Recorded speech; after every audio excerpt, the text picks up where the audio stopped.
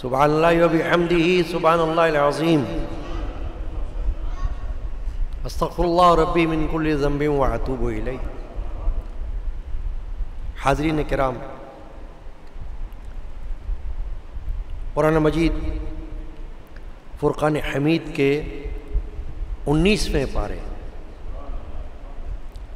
سورۃ الشعراء کی آیت نمبر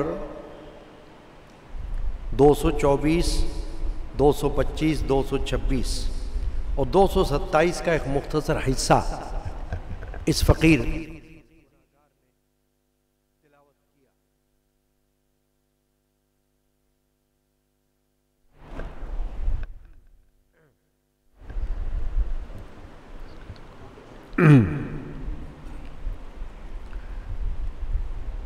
یہ آیت کریمہ سورۃ الشعراء کی ہے۔ آج کا موضوع ہے کہ شاعری کی دو اقسام، دو قسم کے شاعر، دو قسم کی شاعری قرآن مجید میں اس کا ذکر ہے۔ سورت کا نام ہی ہے سورۃ الشعراء۔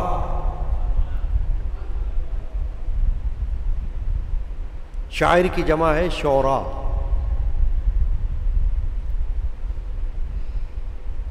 اللہ پاک نے ارشاد فرمایا وَالشُّعَرَاءُ يَتَّبِعُهُمُ الْغَاوُونَ، اور شاعروں کی پیروی گمراہ کرتے ہیں۔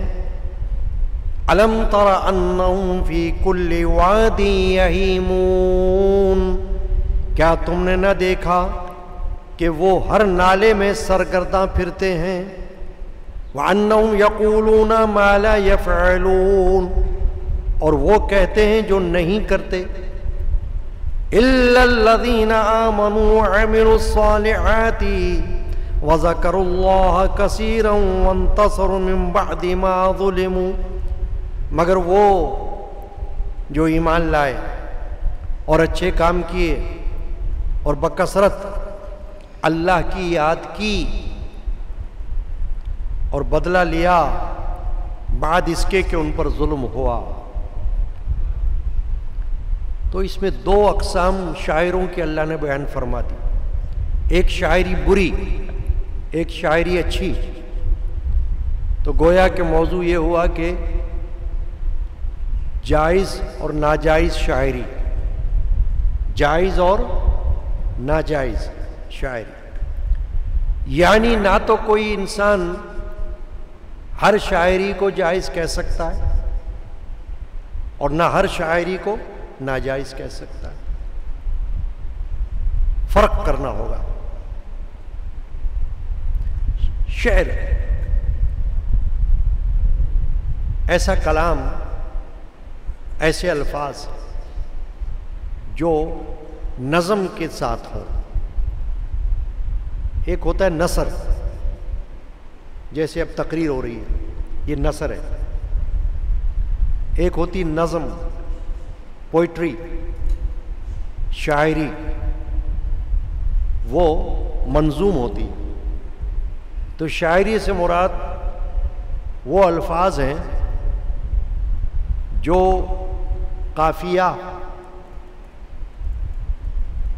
اپنے اندر رکھتے ہوں، ہم وزن ہوں۔ شعر کے لیے لازم ہے کہ وہ ہم وزن ہو، بے وزن شاعری شاعری نہیں کہلاتی، وزندار ہو، قافیہ کے ساتھ ہو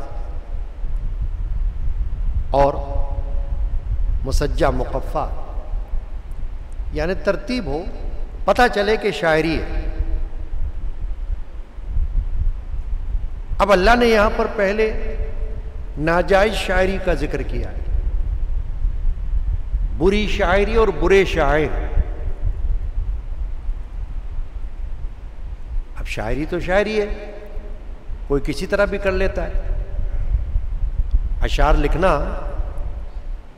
یہ تو ایک ایسی بات ہے کہ کسی کے دل میں آ جائے، کسی کو شوق چڑھ جائے میں شاعری کروں، تو وہ قلم اٹھائے گا، پرچہ لے گا اور کچھ لکھ دے گا، کہے گا یہ میری شاعری ہے۔ تو کون روکتا ہے اس کو؟ کون روک سکتا ہے؟ دیکھنا یہ ہوگا کہ کیا وہ شاعری کے معیار پر اترتی ہے، شاعری کے ترازو میں رکھی جا سکتی ہے، یا وہ شاعری کہلا سکتی ہے، یوں دیکھنا ہوگا۔ ورنہ تو جس کا جی چاہے، کوئی پابندی تو ہے نہیں نا، کوئی بھی کہہ سکتا ہے۔ اللہ تبارک و تعالی نے یہاں پہلے جن شاعروں کا ذکر کیا، فرمایا وَالشُّعَرَاءُ يَتَّبِعُهُمُ الْغَاوُونَ، کہ وہ شاعر جن کی پیروی کرنے والے گمراہ ہوتے ہیں۔ یعنی عہد جاہلیت میں اہل عرب میں شاعری کا رواج تھا، شاعر ہوا کرتے تھے عرب، اور عربی زبان میں شاعریاں کیا کرتے تھے، شاعری۔ مگر جس طرح آپ نے سنا ہوگا کہ کفار، مشرکین، اسلام اور پیغمبر اسلام دونوں کی توہین اور گستاخی کے حوالے سے بکواس کیا کرتے تھے، بک بک کیا کرتے تھے، اسی طرح وہ شاعری میں بھی بک بک کیا کرتے تھے۔ یعنی اگر ان کا دل چاہتا تھا تو وہ اپنے دل کی بھڑاس شاعری کی صورت میں نکالتے تھے، اور اسلام، پیغمبر اسلام اور مسلمانوں کے خلاف اشعار لکھا کرتے تھے۔ اللہ تبارک و تعالیٰ نے اس کی پکڑ فرمائی، اللہ نے ان کو دیکھ لیا کہ اچھا یہ شاعری کرتے ہیں اور ان کے اشعار جھوٹے ہیں، یہ قرآن کو جھوٹا بنانے کی کوشش کرتے ہیں۔ ان کا کہنا کیا تھا؟ ان کا کہنا یہ تھا کہ یہ پیغمبر اسلام یہ تو ایک شاعر ہے، جیسے وہ خود اپنے آپ کو شاعر کہتے تھے نا، تو وہ یہ کہا کرتے تھے کہ یہ محمد صلی اللہ علیہ وسلم بھی ایک شاعر ہے، یہ جو باتیں کرتے ہیں یہ شاعری کی باتیں کرتے ہیں، قرآن میں جو باتیں ہیں یہ خیالی باتیں ہیں، افسانوی باتیں ہیں، یعنی ان کا حقیقت سے کوئی تعلق نہیں۔ یہ ان کا کہنا تھا، مشرکین کا، ان کی باطل سوچ تھی، غلط سوچ۔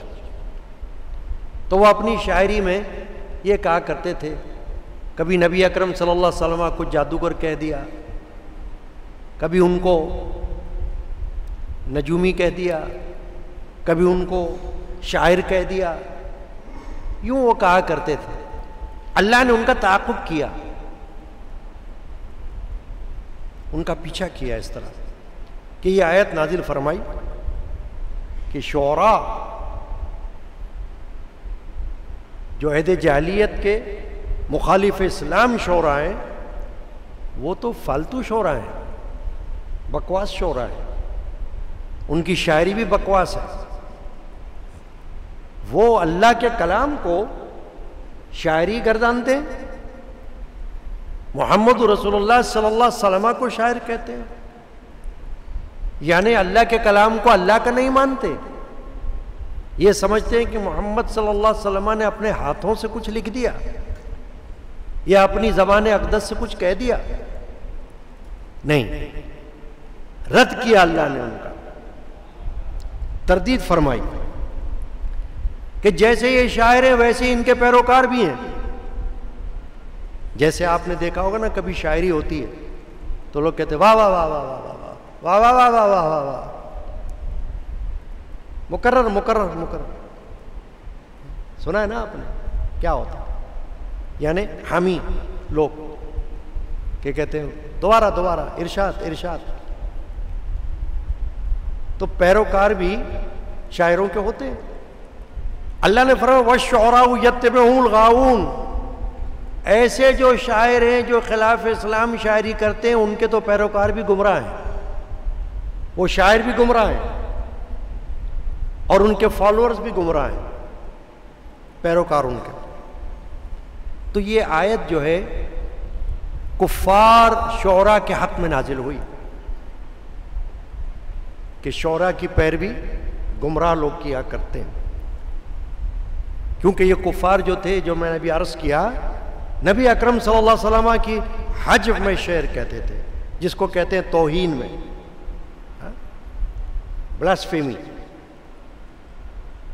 نبی پاک صلی اللہ علیہ وسلم کی شان میں گستاخانہ اشعار کہا کرتے تھے۔ آج بھی لوگ ہیں ایسے، اللہ بچائے، معاذ اللہ۔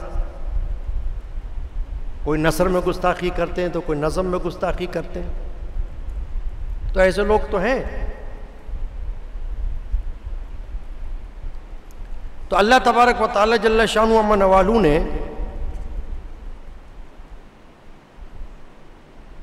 اس کو بند کرو،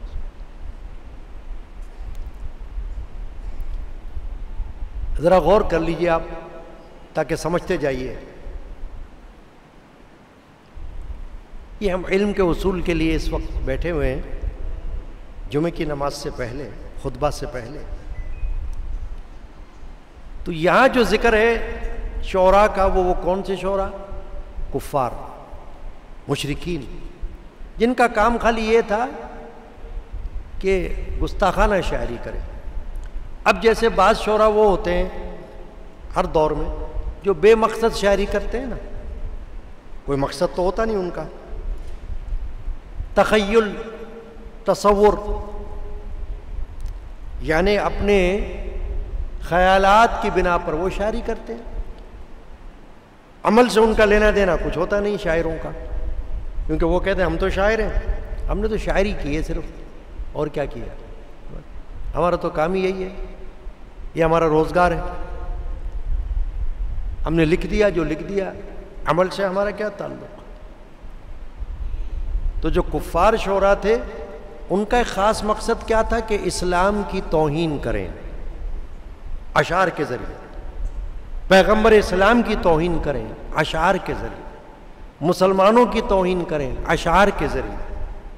تو وہ اشعار کہتے تھے، اللہ نے اس کی مذمت فرمائی ہے کہ وہ بھی قابل مذمت ہیں، ان کے پیروکار، ان کی شاعری پر واہ واہ کرنے والے، داد دینے والے، وہ بھی گمراہ ہیں۔ ایسی شاعری گمراہ ہے، گمراہی ہے۔ الم تر انہم فی کل واد یہیمون، کیا تم نے نہ دیکھا کہ وہ ہر نالے میں سرگرداں پھرتے ہیں، یعنی ہر طرح کا جھوٹ ان کی شاعری میں نظر آ جاتا ہے، جھوٹی باتیں، لغو، باطل، بے حیائی کی باتیں۔ جیسے بعض شاعری جو ہوتی ہے آپ اس میں کیا سنتے ہیں، فلمی شاعری، اس میں بیہودہ قسم کے اشعار، بے حیائی کے اشعار، لغو، لہو، ایسے اشعار۔ تو وہ اشعار جو ہے وہ کسی کام کے نہیں ہوتے، وہ خالی اپنے نفس کو خوش کرنے کے لیے ہوتے ہیں، بس نفس کی لذت حاصل کرنے کے لیے۔ اس سے کوئی روح کو اطمینان نہیں ملتا، قلبی اطمینان نصیب نہیں ہوتا، نہ روحانی سکون ملتا ہے، وہ تو نفسانی لذت کے لیے ہوتے ہیں وہ اشعار۔ جس کا جیسا نفس ہوگا ویسا ہی اس کو اس میں لذت ملے گی۔ تو اللہ نے فرمایا کہ یہ جو شاعر گزرے ہیں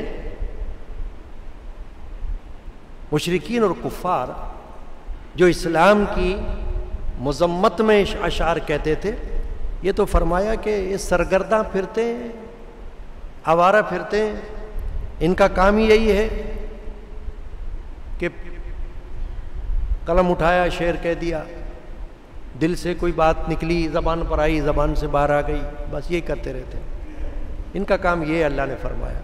تو اللہ تعالیٰ نے ان کی مذمت فرمائی یہاں پر کہ یہ کوئی قابل تحسین بات نہیں ہے۔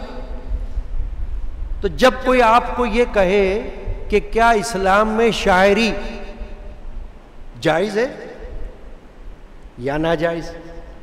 تو آپ کا جواب کیا ہوگا؟ ایک شاعری جائز ہے اور ایک ناجائز، یہ آپ کا جواب ہے، وہ قرآن سے ہی ہوگا۔ آپ یہ کہیں گے قرآن ہی میں اللہ نے ناجائز شاعری بھی بیان کی ہے کہ ناجائز شاعری کیسی ہوتی ہے، اور ان کی مذمت بھی کی ہے، اور قرآن ہی میں اللہ نے استثناء کر دیا، ایگزمپشن، ان شعراء کو جو اسلام، پیغمبر اسلام اور مسلمانوں کی محبت میں شاعری کرتے ہیں، اللہ نے ان کی خود تعریف فرمائی، ان کو قابل تحسین فرمایا۔ تو پتہ چلا کہ خود اللہ تعالیٰ نے اس کے دو حصے کر دیے، شاعری کے دو حصے، فرق بیان کر دیا، تفریق کر دی، نہ ہر شاعری جائز نہ ہر شاعری ناجائز، جائز کو جائز کے خانے میں رکھو، ناجائز کو ناجائز کے خانے میں رکھو۔ یہ مت کہو کہ بس سب جائز ہے، نہیں، سب جائز نہیں ہے، سب چلتا ہے، نہیں، سب نہیں چلتا، اور نہ یہ کہو کہ سب ناجائز، نہیں۔ ابھی آپ سنیں گے آگے کہ عہد رسالت ہی میں مسلمانوں کے ساتھ شاعری کا تعلق کتنا جڑا ہوا ہے، وہ آپ کو مل جائے۔ تو اگر بالکل شاعری ناجائز ہوتی تو پھر نہ اللہ کے رسول شعر پسند فرماتے، نہ اللہ کے رسول خود شعر کہتے، نہ اللہ کے رسول شعر کی اجازت دیتے، بالکل پابندی ہوتی، بین لگ جاتا کہ بھئی قرآن میں بھی منع ہے، حدیث میں بھی منع ہے، نہیں، ایسا نہیں۔ رسول اللہ صلی اللہ علیہ وسلم نے خود شعر کہا، خود شعر سنا، خود شعر پر داد دی، دعا کی، تو پتہ کیا چلا؟ پتہ چلا کہ اللہ کے رسول نے شاعری کو پسند فرمایا، ایسی شاعری کو جو قابل تحسین ہو، بامقصد ہو۔ کیونکہ دیکھیں، اسلام کا پیغام اور اسلام کی دعوت، کیونکہ اسلام کے بارے میں ایک بات آپ کو یاد رکھنا ہے کہ یہ دین دعوت ہے، آپ کو حکم ہے کہ آپ اس کی دعوت دو، زبردستی نہ کرو اسلام قبول کرنے کے لیے، مگر دعوت دو۔ جیسے آپ اپنے گھر میں کسی کو دعوت دیتے ہو، پھر اس کی مرضی ہوتی ہے وہ آئے کہ نہ آئے، ایسے آپ کسی کو اسلام کی دعوت دے دو اور اس کے سامنے اسلام کا صحیح تصور پیش کرو، اسلام کا صحیح خاکہ، اسلام کا صحیح نقشہ، اسلام کی اچھی باتیں، اسلام کے صحیح پرسپشن پیش کرو، کانسیپٹ صحیح بتاؤ، تو پھر اللہ تعالیٰ اگر چاہے گا اس کے دل میں محبت پیدا فرما دے تو یہ اللہ کا کام ہے، جس کو چاہے ہدایت دے دے، جس کو چاہے ہدایت دے دے، ہمارا کام تو راستہ دکھانا ہوتا ہے نا۔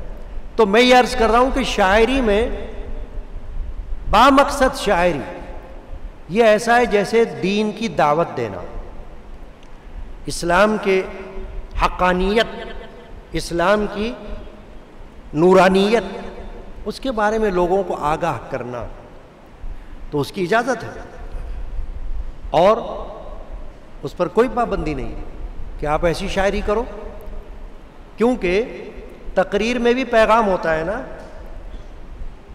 نثر میں جو تقریر ہو تو شاعری میں بھی پیغام ہوتا ہے۔ جتنے بڑے بڑے صوفیاء کرام، اولیاء اعظام اور صحابہ کرام اور اہل بیت پاک جنہوں نے بھی شاعری کی ہے، تو کیا بے مقصد شاعری کی ہے؟ نہیں، بامقصد شاعری کی۔ حضرت مولا علی کا دیوان موجود ہے، مولا علی نے شاعری کی، حضرت ابوبکر صدیق رضی اللہ عنہ نے شاعری کی ہے، صحابہ کرام ایسے گزرے ہیں۔ اب جو آگے بات آ رہی ہے، اللہ فرماتا ہے وَأَنَّهُمْ يَقُولُونَ مَا لَا يَفْعَلُونَ، کہ وہ جو کفار اور مشرکین شعراء ہیں، شاعر لوگ، وہ کہتے ہیں جو کرتے نہیں، یعنی بے مقصد شاعری کر دیتے، ان کو اس سے کوئی واسطہ نہیں کہ وہ اس پر کوئی عمل کریں۔ یعنی کہ بخاری اور مسلم شریف کی حدیث ہے کہ اگر کسی کا جسم پیپ سے بھر جائے، پیپ ہوتا ہے نا، پس پڑ جاتا ہے، پیپ سے بھر جائے تو یہ اس کے لیے اس سے بہتر ہے کہ وہ شعر سے پر ہو، یعنی بری شاعری سے بہتر ہے کہ بندے کے جسم میں پیپ پڑ جائے۔ بری شاعری کرنے کا کیا فائدہ ہے؟ شاعری ہو تو اچھی ہو، با مقصد ہو، جس کا کوئی سر پیر بھی تو ہو، کوئی مقصد بھی تو ہو۔ ایسی بے تکی بات کر دینا، اور پھر خاص کر اسلام کی مخالفت میں کوئی شعر کہے، وہ تو گناہ ہے۔ جیسے کوئی اسلام کی مخالفت میں کوئی بات کہہ دے تو کفر کی حد تک پہنچ جاتی ہے نا بات، ایسے اگر کوئی شاعری میں بھی کوئی ایسی بات کہہ دے تو کفریہ شاعری ہو جائے گی۔ اس لیے بعض بزرگوں نے ہر شاعری کو سننے سے منع فرمایا کہ سوچ سمجھ کے شاعری کو سنو، کیا پتہ اس کے اندر کفریہ اشعار ہوں، تو کفریہ اشعار کو اگر آپ سمجھتے ہو کہ کفریہ ہے تو اس کو سننا بھی گناہ ہے، مت سنو، رد کرو اس کو، وہ اشعار قابل مذمت ہے۔ اب یہاں تک تو بات ہوئی ان شعراء کی، کون سے شعراء کی؟ قابل مذمت شعراء، یعنی برے شعراء، عہد جاہلیت کے کفار مشرکین شعراء، اللہ نے ان کو رد کیا، ریجیکٹ کر دیا۔ اب اللہ نے استثناء جن کو دیا وہ کون سے ہیں؟ فرمایا الا الذین آمنوا وعملوا الصالحات، مگر وہ جو ایمان لائے اور اچھے کام کی۔ وہ حضرین فرماتے اس میں شعراء اسلام ان کو اللہ نے الگ کر دیا۔ یہ ایسا ہے جیسے بروں سے اچھوں کو چھانٹ لے۔ آپ پھل خریدتے ہو نا ٹھیلے پر، تو آپ کیا کرتے ہو؟ پھلوں کو چھانٹتے ہو، دیکھ کر چنتے ہو کہ یہ برے، یہ خراب پھل ہیں، گلے ہوئے ہیں، سڑے ہوئے ہیں، ان کو ریجیکٹ کر دو، اچھے ہوئے پھل کو اٹھا لو۔ اللہ تبارک و تعالی نے برے شعراء کو ریجیکٹ کر دیا اور اچھے شعراء کو چن لیا اور ان کی تعریف فرمائی۔ الا الذین آمنوا وعملوا الصالحات وذکروا اللہ کثیرا، بکثرت اللہ کی یاد کی انہوں نے، یعنی انہوں نے اپنی شاعری کے اندر اللہ کو یاد کیا، رسول کو یاد کیا، اسلام کو یاد کیا، مسلمانوں کو یاد کیا، خیر کے ساتھ، اچھائی کے ساتھ۔ اب جیسے جب نبی اکرم صلی اللہ علیہ وسلم ہجرت فرما کر مکہ شریف سے مدینہ طیبہ میں داخل ہوئے تو اس وقت بچیاں گھروں سے باہر نکل کر آئیں اور دف بجا رہی تھیں، اور جو اشعار پڑھ رہی تھیں وہ اشعار کیا تھے؟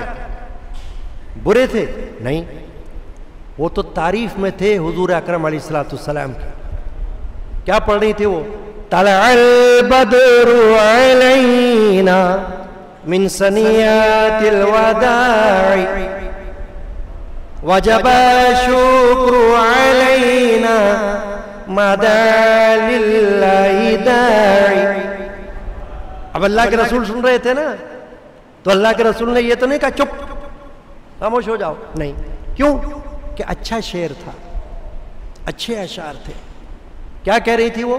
طلع البدر علینا، ہم پر بدر کا چاند طلوع ہو گیا۔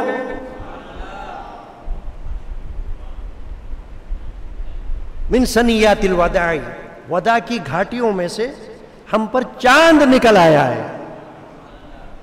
وجب الشکر علینا ما دعا للہ داعی، ہم پر اللہ کا شکر واجب ہو گیا ہے۔ انہوں نے شاعری میں یہ کہا کہ ہم پر اللہ کا شکر کرنا واجب ہو گیا کہ اے اللہ تیرا شکر ہے تو نے ہمارے درمیان اپنے حبیب محبوب کو بھیجا۔ وجب الشکر علینا ما دعا للہ داعی، اس نے وہ دعوت دی ہمیں جو اللہ کی طرف سے اس کو حکم دیا گیا تھا۔ تو نبی اکرم علیہ السلام نے شاعری سنی۔ اسی طرح حدیث پاک میں ہے، بڑے مشہور صحابی جن کو نعت گو شاعر کہا جاتا ہے،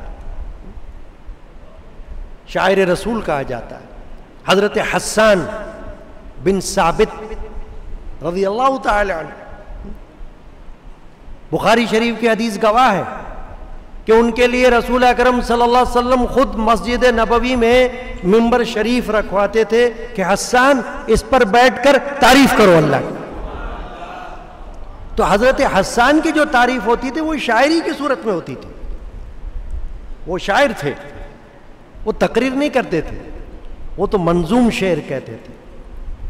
پوئٹری, شاعری, شاعری کے اندر اللہ اور اس کے رسول صلی اللہ علیہ وسلم کی تعریف بیان کرتے تھے, حضور کی تعریف.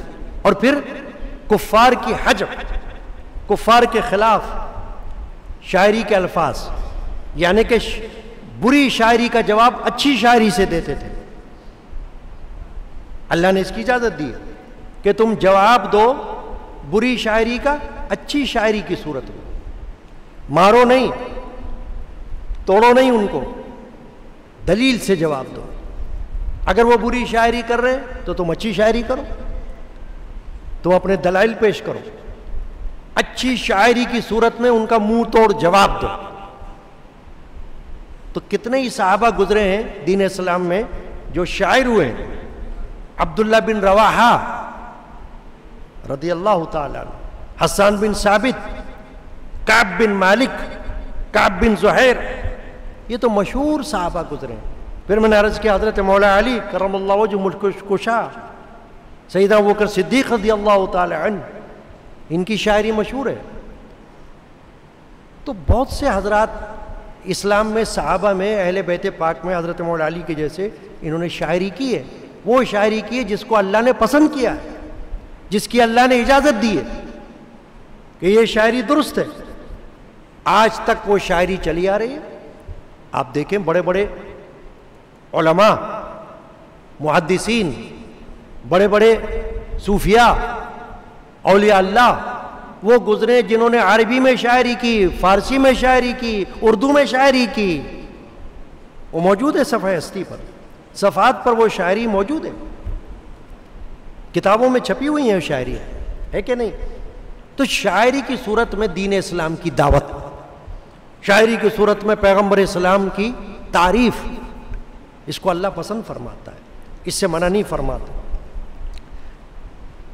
ام المومنین حضرت عائشہ صدیقہ رضی اللہ عنہ فرماتی ہیں کہ حضور نے فرمایا, سرکار دو عالم صلی اللہ علیہ وسلم نے, کہ شعر ایک کلام ہے, اچھا بھی ہوتا ہے برا بھی ہوتا ہے. یعنی شعر کوئی برا بھی کہتا ہے جیسے کفار کہتے تھے مشرکین, اور شعر کوئی اچھا بھی کہتا ہے جیسے صحابہ کرام, یہ اچھا شعر کہتے ہیں. تو برے کی مذمت کرو, اچھے کی تعریف کرو, اس سے اللہ نے تمہیں نہیں روکا. چنانچہ فرمایا اللہ نے کہ وہ لوگ جو ایمان والے ہوئے اور نیک عمل کرنے والے ہوئے, وہ اللہ کی یاد کرتے ہیں, اور بدلہ لیا انہوں نے بعد اس کے کہ ان پر ظلم ہوا, تو انہوں نے شاعری سے بدلہ لیا. شاعری کی صورت میں جتنا کچھ کفار اور مشرکین نے اسلام کی مذمت کی تھی, پیغمبر اسلام کی مذمت کی تھی, صحابہ کرام نے ان کی مذمت کا رد کیا اپنی شاعری کے اندر.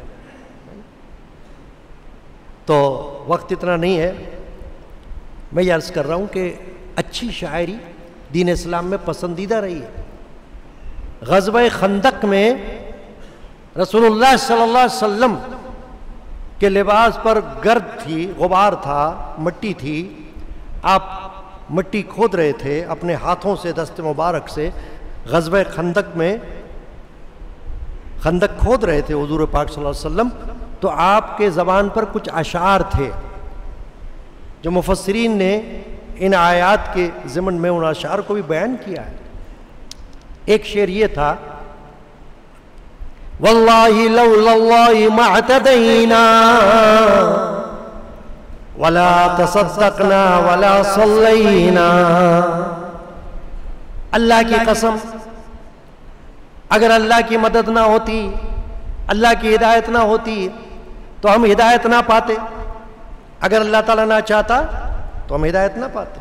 واللہ لولا اللہ ما اهتدینا ولا تصدقنا ولا صلینا. نہ ہم صدقہ کرنا جانتے اور نہ ہم نماز پڑھنا جانتے. یہ اللہ کے رسول کی زبان اقدس پر اشعار تھے، حدیث پاک میں رسول اللہ خود شعر کہہ رہے تھے، شعر ارشاد فرما رہے تھے. یہ شعر ہے نا، میں نے شروع میں کیا کہا کہ شعر وہ ہوتا ہے جس کے اندر قافیہ ملا ہوا ہو، ہم وزن ہو، اس کے مصرے، وہ شعر کہلاتے ہیں. تو کیا فرمایا؟ واللہ لولا اللہ ما اہتدینا، اللہ کی قسم ہم ہرگز ہدایت نہ پاتے. ولا تصدقنا ولا صلینا، اگر اللہ کی مدد نہ ہوتی تو نہ ہم صدقہ کرنا جانتے نہ ہم نماز پڑھتے. یہ تو اللہ کا شکر ہے کہ اس نے ہمیں توفیق عطا فرمائی. اب آپ دیکھیں کہ بڑے بڑے شعراء گزرے ہیں، بزرگان دین گزرے ہیں. خود میرے خاندان میں میرے والد ماجد، میرے جد امجد، میرے والد ماجد کے نانا، میرے تایا، یہ وہ ہستیاں گزری جنہوں نے نظم میں، شاعری میں حمد، نعت، منقبت، درود اور سلام لکھے، چھپے ہوئے ہیں کتابی صورت میں. جس کا جی چاہے حاصل کر لے باہر سے، ہے نا. اب ایک بڑی مشہور حمد ہے جو بڑے بڑے نعت خواں پڑھتے رہتے ہیں، میری پیدائش سے بھی پہلے کی لکھی ہوئی ہے. میرے جد امجد حضرت مولانا شاہ محمد غلام رسول قادری رحمۃ اللہ علیہ کی حسبی ربی جل اللہ ما فی قلبی غیر اللہ نور محمد صلی لا الہ اول و آخر ہے اللہ، باطن و ظاہر ہے اللہ، حافظ و ناصر ہے اللہ، لا الہ الا حسبی ربی جس نے کہا فیض کے دریا کو پایا. اب آپ دیکھیں حسبی ربی جس نے کہا، کافی ہے مجھے میرا رب. حسبی ربی جس نے کہا فیض کے دریا کو پایا، گوہر مقصد ہاتھ آیا، لا الہ عرض غلام فقیر ہے اب رحمت اللہ علیہ. داخل رحمت ہو ہم سب، ذکر قبول ہو یہ یا رب، لا الہ الا اللہ حسبی ربی جل اللہ ما فی قلبی غیر اللہ نور محمد صلی اللہ الا اللہ. اب یہ تو ایک جھلک میں نے بیان کی ہے، جس کا جی چاہے. اب دیکھیے یہ کتاب ہے کلیات قادری، یہ میرے جد امجد کا مجموعہ کلام ہے، دیوان ہے. اس میں حمد بھی ہے، یہ والی حمد بھی جو ہم نے پڑھی، اور نعت بھی ہے، منقبت بھی ہے، درود و سلام بھی ہے. میرے والد ماجد کا دیوان موجود ہے، اس میں سب کچھ موجود ہے، میرے خاندان کے بزرگوں کا ہے. تو میں بتانا کیا چاہ رہا تھا قرآن مجید کی روشنی میں کہ اللہ نے فرمایا ایک شاعری بری ہے اور ایک شاعری اچھی ہے. بری کو لات مارو اور اچھی کو دل میں بٹھاؤ، اس سے کچھ سیکھو، اس سے کچھ حاصل کرو. کیونکہ صحابہ کرام نے کی ہے شاعری، رسول اللہ نے کی ہے ایسی شاعری. ابھی آپ نے سن لیا نا، مثالیں موجود تھی، میں نے دلیل دے دی آپ کو، حدیث سے دے دی، قرآن سے دے دی، صحابہ کرام کے طرز عمل سے دے دی. اللہ کے رسول نے کیا دعا فرمائی تھی حضرت حسان بن ثابت کے لیے؟ اللہم ایدہ بروح القدس. اے اللہ یہ حسان تیرے نبی کی تعریف میں نغمہ سرا ہے، شاعری کر رہا ہے، تیرے رسول کی تعریف کر رہا ہے، اسلام کی تعریف کر رہا ہے. یا اللہ اس کی مدد حضرت جبرائیل کے ذریعے کر، روح القدس کے ذریعے اس کی مدد فرما. تو معلوم ہوا کہ شاعری میں فرق ہے. تو آپ یہ ہمیشہ یہ بات یاد رکھنا، کوئی آپ سے سوال کرے کہ اسلام میں شاعری جائز ہے، کہنا ایک جائز ہے ایک ناجائز ہے. جو ناجائز ہے وہ ناجائز ہے، جو جائز ہے وہ بالکل جائز ہے. سب سے اولا وہ اعلیٰ ہمارا نبی، سب سے اولا आलामा और सबसे बाला आलामा। ये क्या है? ये शायरी तो है। मुस्तफ़ा जाने रहमत पे लाखों सलाम, शम्अ बज़ में हिदायत। ये क्या है? शायरी तो है। कोई सलाम है, कोई नात है, कोई हम्द है, कोई मनक़बत है, कोई दुरूद है। जो कुछ भी शायरी के अंदर अच्छी बात बयान की जाती वो शायरी है, और उसकी अल्लाह ने इजाज़त दी। सल्लल्लाहु ताला अलैहि मुहम्मद व अला आलिहि वसल्लम।